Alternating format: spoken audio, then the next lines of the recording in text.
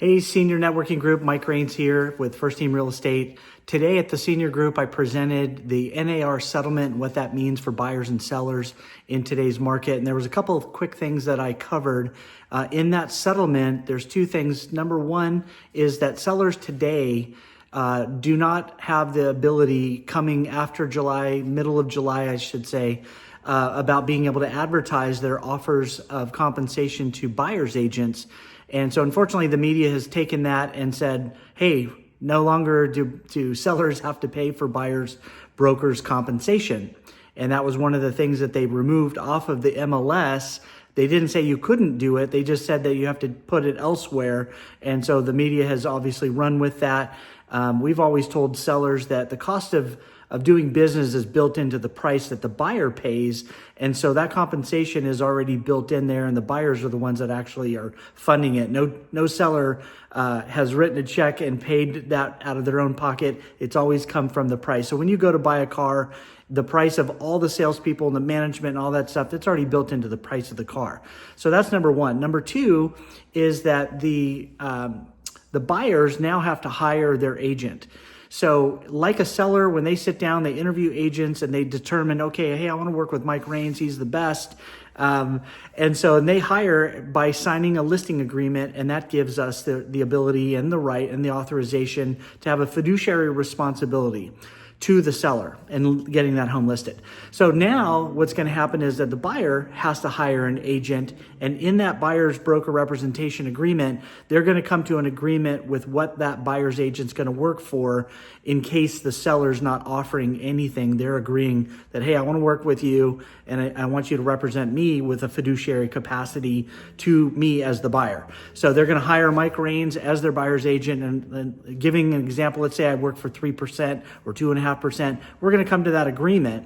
Now, in the actual offer, when we make an offer, we're going to try to get that covered by the seller, just like we've always done in the past, where the buyers make an offer on the property and all the costs are covered in there. There's a section on the residential purchase agreement that you check and say to the seller, hey, part of my negotiation with you is that you pay the cost, and here is the buyer's broker representation. He's my agent, and that we're asking you to cover that. And the seller is going to go through all of the offers that they may receive and be able to pick the offer that gives them the highest net to them.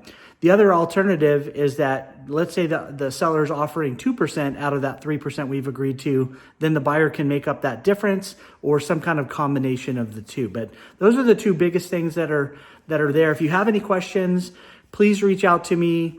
I'd be happy to sit down with you and go a little bit more in depth into this, but I think that the paperwork's going to change, but the way that things are going to be done are going to basically be the same.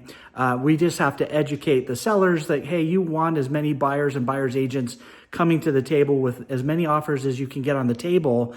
And if you elect not to offer any kind of compensation, what you're telling that buyer is, you can go somewhere else, because most buyers in that price range under, say, 1.2 million, they have enough money to fund a down payment and maybe some closing costs for the lender, but they don't have enough money out of pocket to be able to afford to pay their buyer's agent. So they're just simply not going to buy that property.